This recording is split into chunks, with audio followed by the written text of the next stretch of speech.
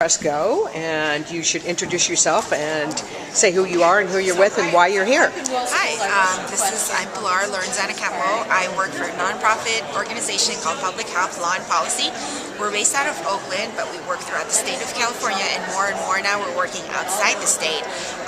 We are engaged in the built environment and policy change that needs to happen in order to make communities be healthier and encourage people to live healthier lives. And what would you say is the single most impediment nationwide?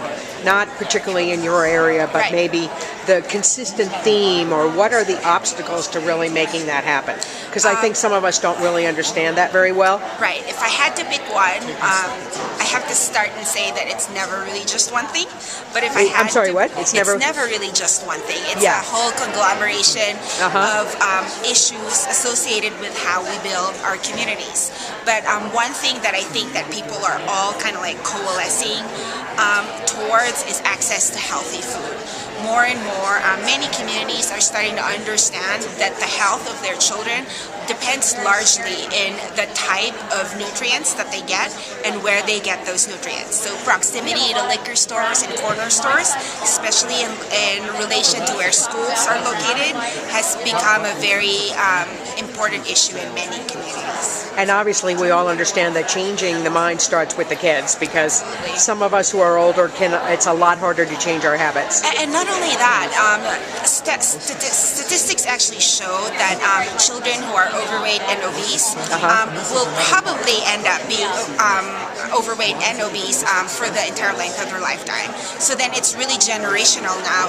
This batch of children is the first batch of kids that's expected to live shorter lifespans than their parents. Wow. So, I mean, just imagine that. For us, adults, it's a health conversation, extending your life, quality of life. But for the next generation, it's actually a question of how long are they going to live, how well are they going to live, and what does that look like for the generations to come.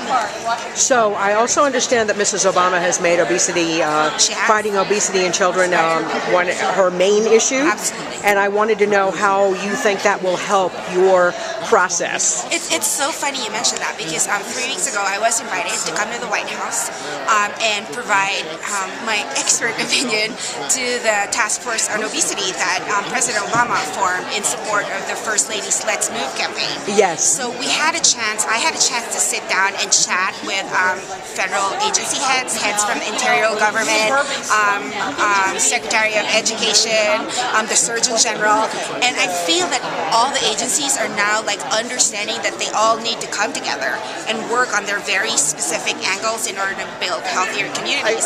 So from my perspective, it's kind of like a big vote from the feds that are encouraging states and localities to actually make health a priority for them. So it's fueled our work immensely.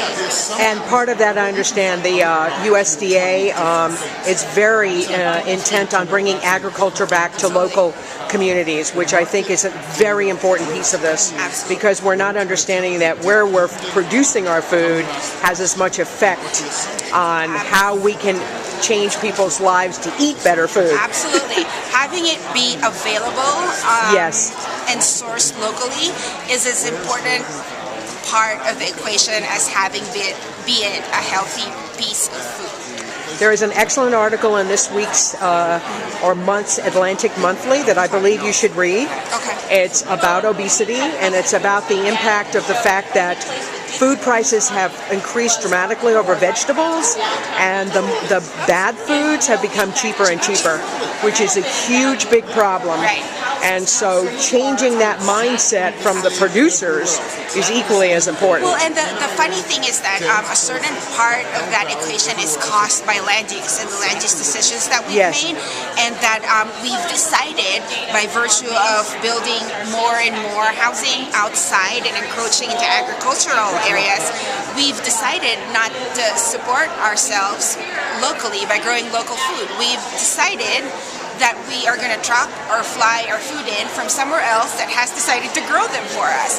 So it's all of it is like it's it's this kind of like spiraling cause and effect thing, and a lot of it has to do with the land use decisions that we make, really. And you're absolutely right. Healthy food is by far more expensive than junk food is. Really, you could buy $1 for Yes. a hamburger. Exactly. Yeah. So, Okay, well, thank you very much, Pilar. That was terrific. thank you.